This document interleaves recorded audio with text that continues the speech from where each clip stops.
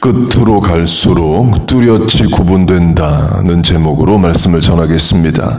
이 본문이 그러므로로 시작을 합니다. 본문 위의 내용과 연결이 된다는 거죠. 본문 위의 내용은 1절 들으라 부한 자들아로 하나님 없는 세상 부자들에게 주시는 경고입니다. 그 부자들이 자기 밭에서 일한 일꾼들에게 노임을 주지 않고 의인을 죽입니다. 그 말은 악인이라는 거죠. 그 악인이 부유해서 권세도 있고 사람을 죽여도 처벌을 받지 않습니다. 그래서 하나님이 살육의 날로 대표되는 심판을 하겠다 하십니다. 그렇게 본문 위는 세상 부자들, 악인들에게 주시는 말씀이에요. 본문부터는 형제들아로 성도에게 주시는 말씀입니다. 곧 그렇게 세상 부자들, 악인들과 성도, 형제를 구분하십니다. 본문에 두 번 반복되는 것이 예수님의 재림입니다. 주께서 강림하신다를 매절마다 반복합니다. 적용하면 예수님의 재림이 가까울수록, 말세가 가까울수록, 끝날이 가까울수록 세상 사람과 성도가 뚜렷이 구분됩니다. 이 본문으로 하면 농부와 열매를 말합니다. 그러니까 농사 비유인 거죠. 예수님의 농사 비유로 하면 끝날로 갈수록 알곡과 가라지는 뚜렷하게 구분이 됩니다. 이 성경에 나오는 알곡은 이제 밀, 위트입니다.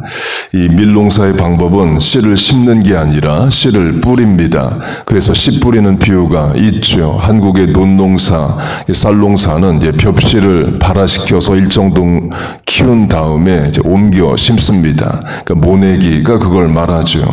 그런데 남미 아마존 정글과 같은 곳에서는 이제 쌀농사도 씨를 뿌려서 한답니다. 그렇게 농부가 밀씨를 뿌렸어요. 원수가 밤에 와서 가라지, 독보리 씨를 뿌립니다. 특징은 밀과 가라지가 처음에는 비슷합니다. 한국도 마찬가지죠. 벼와 피가 비슷해요. 신학적으로 하면 정통교리와 이단 사이비가 처음에는 비슷합니다. 이단은 다르리자 끝단자로 처음에는 우리와 같아 보이지만 끝으로 갈수록 달라집니다. 사이비도 유사하다, 같다 할 때 사자 처음엔 비슷하지만 끝에 가면 아닐 비자 달라집니다. 실제로 이단 사이비들 우리가 보는 성경 보고 찬송 부르고 교회 직제, 직분 똑같이 사용합니다. 그러나 이단이죠. 또 그래서 미혹의 영입니다. 그렇게 밀과 가라지가 처음에는 비슷해 보입니다. 그러나 끝으로 갈수록 뚜렷이 구분이 돼요. 추수할 때가 되보면 압니다. 밀은 알곡을 맺어 있고 가라지는 열매 없이 있습니다. 쌀농사도 마찬가지이죠. 강조점은 세상 사람과 성도가 끝으로 갈수록 말세지마를 살수록 뚜렷이 구분된다는 거예요. 사는 모습, 생각, 가치관, 시간, 사용, 관심사 등이 말세로 갈수록 그 차이가 더 분명해집니다. 성도는 더 성도답게 살고 세상 사람들은 세상 사람처럼만 살아갑니다. 학생으로 비유하면 지금이 1월인데요. 1월에는 모든 학생이 새해 각오, New Year's Resolution도 하고 이번 학기 공부 열심히 해보겠다. 모든 학생이 그런 다짐을 합니다. 그러나 공부가 어렵죠. 놀고 싶은 본성을 이기는 행위인데 본성과 싸움이 쉽지가 않습니다. 그래서 시간이 갈수록 공부를 포기하는 학생과 끝까지 열심히 하는 학생은 점점 구분이 돼요. 학기 말로 가면 뚜렷이 드러납니다. 예수님의 제자도 마찬가지입니다. 처음에는 다른 제자들이나 가룟 유다나 다 같은 제자로 비슷해 보입니다. 기적도 행합니다. 예수님이 둘씩 짝을 지어서 귀신을 쫓아내는 권세를 주시고 병자를 고치는 능력을 주셔서 전도 여행을 보냅니다. 제자들 돌아와서 다 all of them 모두 다 병자를 고치고 귀신을 쫓았다는 보고를 합니다. 그 말은 가룟 유다도 병자를 고치고 귀신도 쫓았다는 거죠.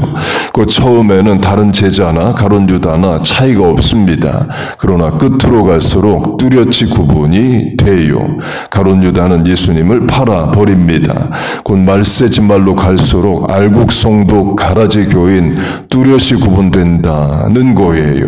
신앙생활 열심히 하는 성도는 계속 열심히 하고 신앙생활 안 하는 교인은 아예 불신자의 모습으로 살 수 있는 겁니다.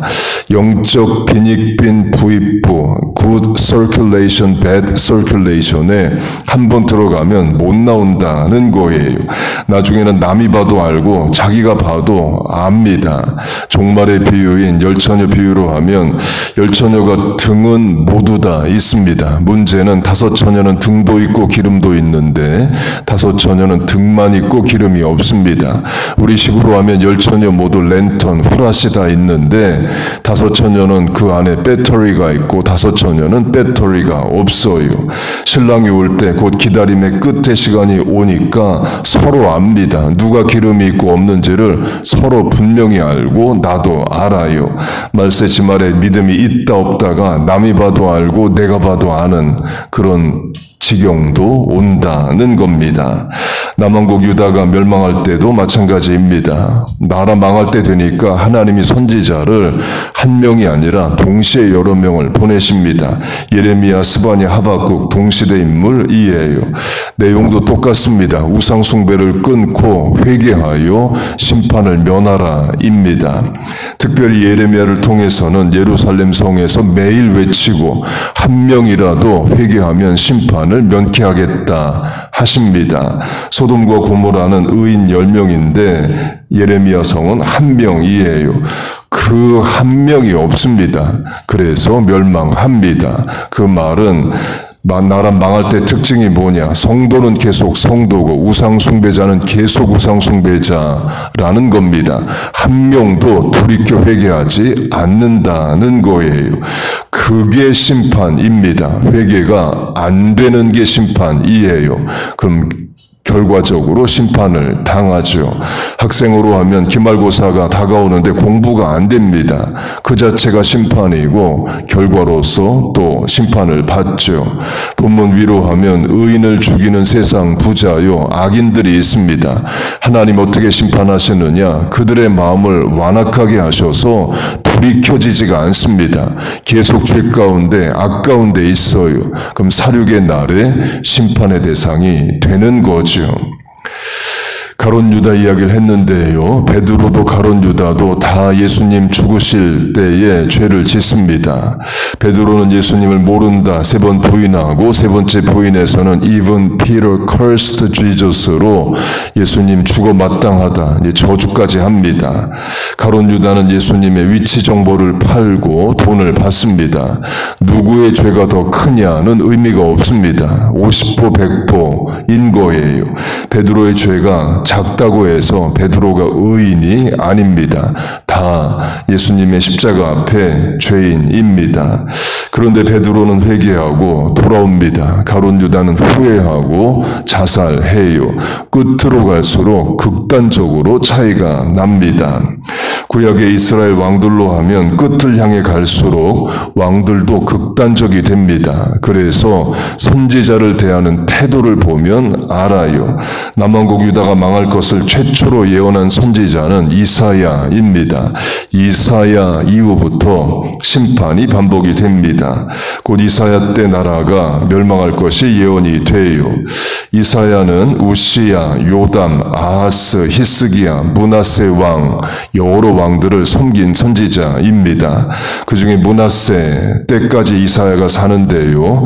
므낫세 마지막 왕으로 하면 유대교 전승에 의하면 므낫세는 이사야를 톱으로 잘라 죽였다 전해집니다.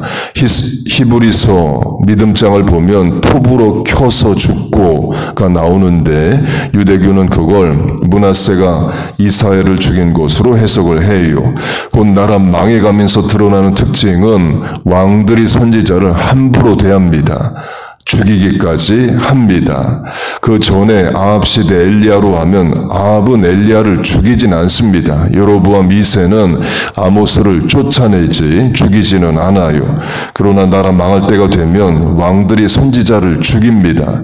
극단으로 치닫는 거죠. 돌이켜지지가 않습니다.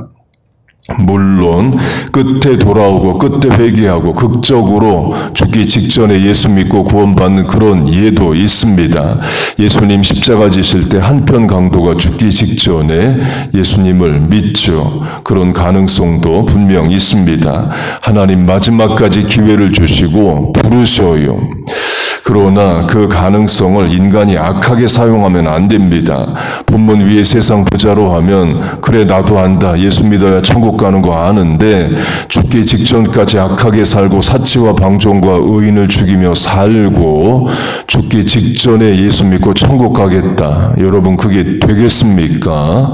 하나님이 그런 인간의 이기심에 이용당하지 않으십니다.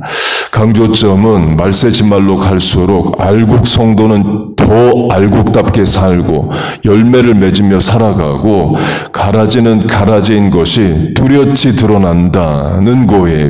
남이 봐도 알고 내가 봐도 알지경 된다는 겁니다.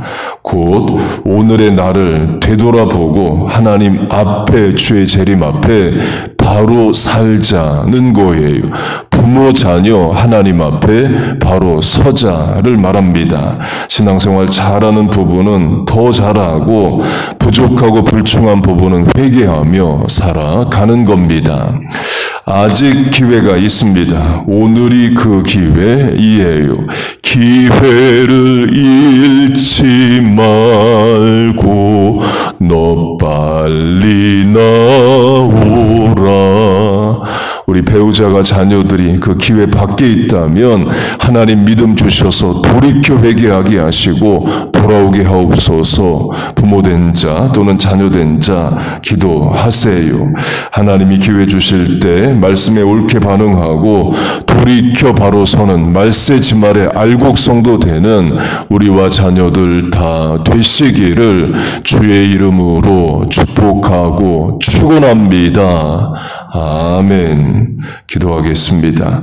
하나님 아버지, 이 마지막 때에 우리와 자녀들 알곡성도 되게 하여 주옵소서. 하나님 약한 시대에 뚜렷이 우리를 구분하여 주시고 믿음을 더하여 주시옵소서.